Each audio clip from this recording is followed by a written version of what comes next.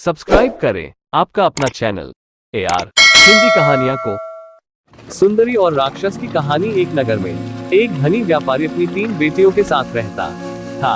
सबसे बड़ी बेटी का नाम ब्लिस था, मछली का ब्लॉसम और सबसे छोटी बेटी का नाम ब्यूटी था। पत्नी की मृत्यु के बाद से बेटियों की देखभाल की सारी जिम्मेदारी उसने खुद ही संभाली थी। समय के साथ उसकी तीनों बेटियां बड़ी हुई। तीनों में ब्यूटी की सुंदरता सबसे ज्यादा निखरी। ब्यूटी की सुंदरता के कारण दोनों बड़ी बहनें उससे जलने लगी। वे दोनों गुस्सैल, लालची और स्वार्थी स्वभाव की थी, लेकिन ब्यूटी का स्वभाव नम्र और दयालु था। अपनी बहनों के विपरीत वह उनसे प्रेम करती थी। एक बार भयंकर समुद्री तूफान में व्यापारी के सामान से लदे जहाज फंस गए। कई जहाज समुद्र में डूब गए, कई लापता हो गए। व्यापारी की बहुत बड़ी राशि इन जहाजों और सामानों पर लगी हुई थी। इस नुकसान से उसका पूरा व्यवसाय बर्बाद हो गया। नुकसान की भरपाई करते करते उसका सब कुछ बिक गया। घर छोड़कर उसके पास कुछ न बचा। ऐसे में वह अपनी बेटियों के साथ गरीबी का जीवन व्यतीत करने विवश था।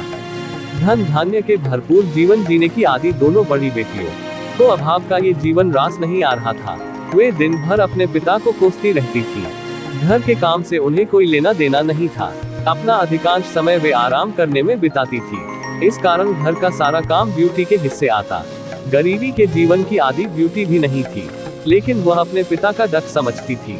इसलिए उन हालातों में भी वह अपने पिता की खुशी का ख्याल रखने की कोशिश किया करती थी। वह घर का सारा काम खुशी खुशी करती और हर समय खुश रहती थी।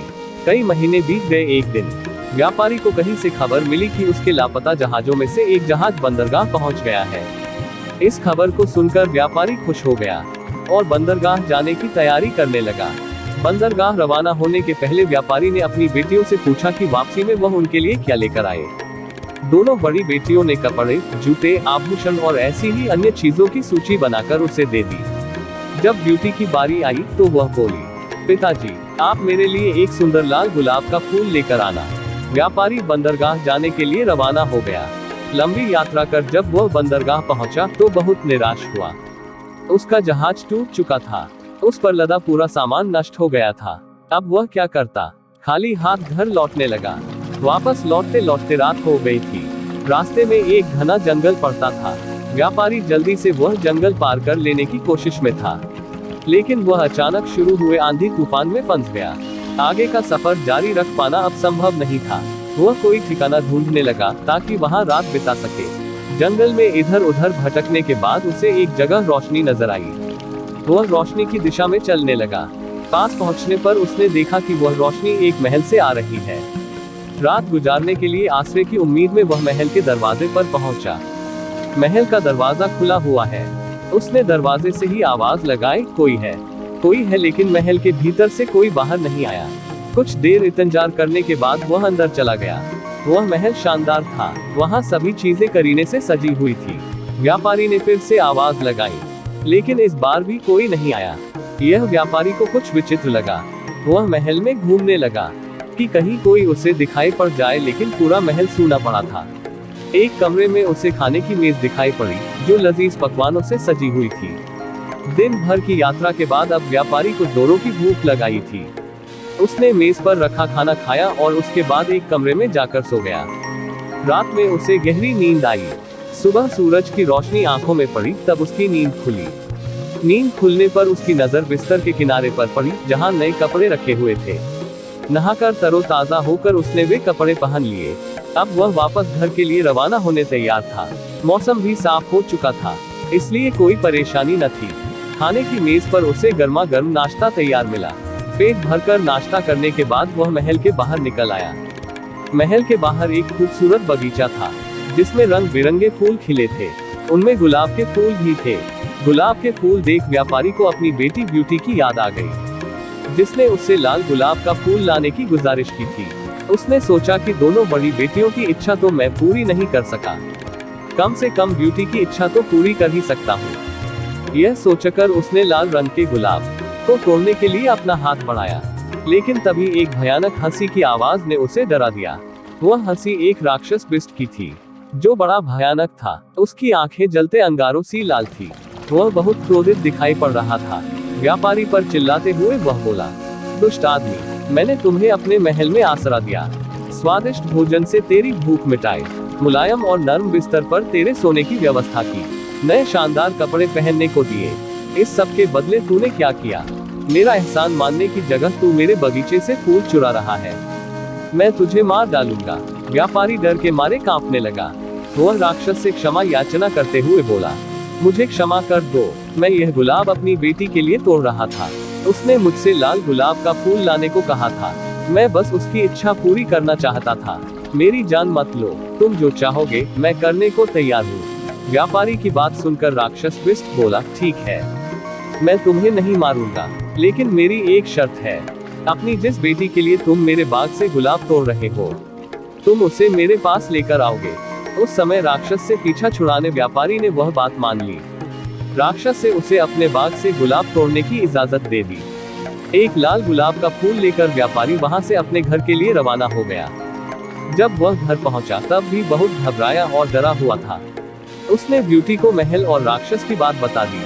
पूरी बात जानने के बाद ब्यूटी बोली, पिताजी, आपकी जान बचाने के लिए मैं अपनी जान भी कुर्बान करने को तैयार हूँ। आप मुझे उस राक्षस के पास छोड़ दीजिए। व्यापारी अपनी प्यारी बेटी को कैसे एक राक्षस के हवाले कर देता। वह रोने लगा। वह ब्यूटी को समझाने लगा कि वह इतना स्वार्थी नहीं कि अपनी जान बचाने के लिए अपनी बेटी को एक राक्षस के हवाले कर दे।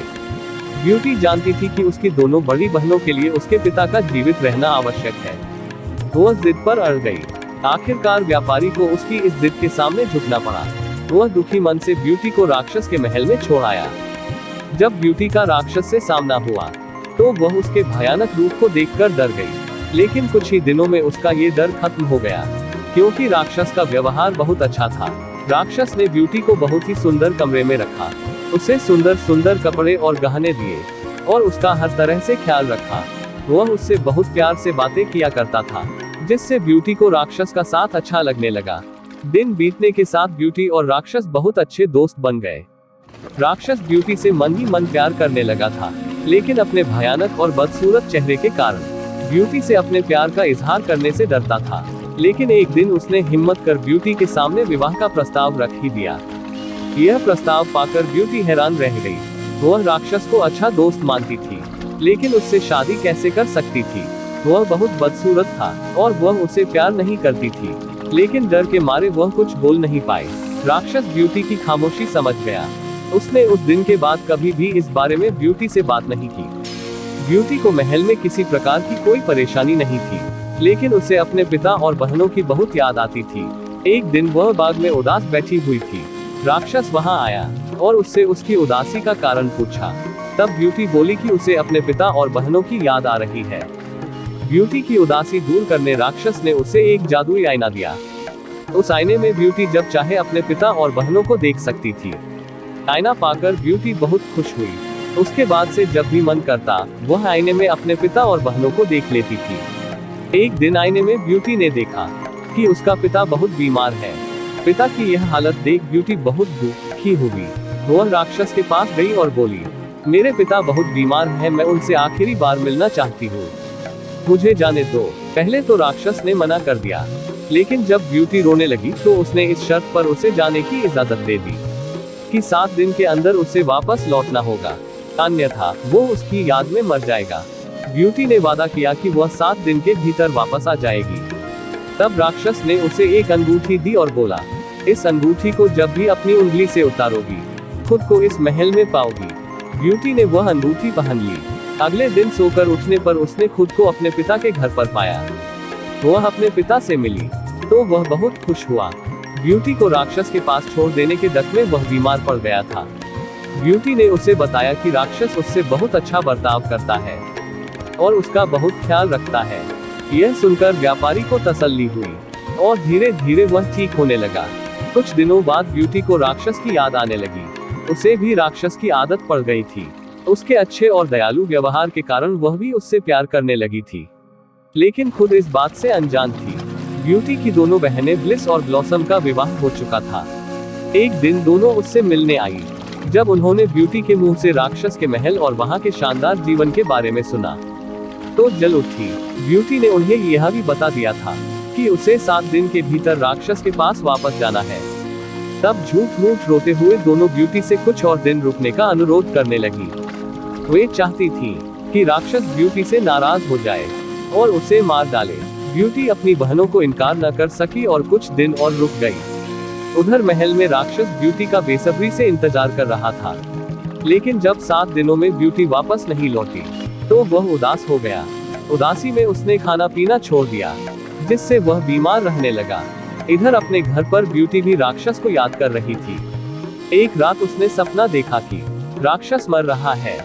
इस सपने ने ब्यूटी की नींद तोड़ दी। अपना वादा न निभाने के कारण ब्यूटी पछताने लगी। उसने बिना समय गंवाए अपनी उंगली में से अंगूठी निकाल दी। दूसरे दिन सोकर उठने पर उसने खुद को राक्षस के महल में पाया। ब्यूटी ने दिन भर महल में राक्षस का इंतजार किया, लेकिन वह उससे मिलने नहीं पहुंचा। पूरे महल में ढूंढने पर भी उसे राक्षस नहीं दिखा। वह परेशान हो गई। शाम को वह महल से बाहर निकली और बगीचे में राक्षस को खोजने लगी, लेकिन वह उसे वहां भी नहीं मिला। जब वह महल के पीछे वाले हिस्से में गई तो वहां एक कोने में उसे राक्षस नीचे पड़ा हुआ दिखा। वह बहुत कमजोर नजर आ रहा था और ऐसा लग रहा था मानो वह बस मरने ही वाला है। ब्यूटी उसके पास गई और बोली, तुम्हें क्या हो गया है? राक्षस बोला, मैंने कहा था कि तुम्हारी याद में मैं मर जाऊंगा। देखो मैं मर रहा हूँ। राक्षस की वह हालत देख ब्यूटी रो पड़ी और बोली, मुझे माफ कर दो, मैं समय पर नहीं आ पाई, लेकिन मैं भी तुम्हें बहुत याद कर रही थी। मैं तुमसे प्यार करने लगी हूँ।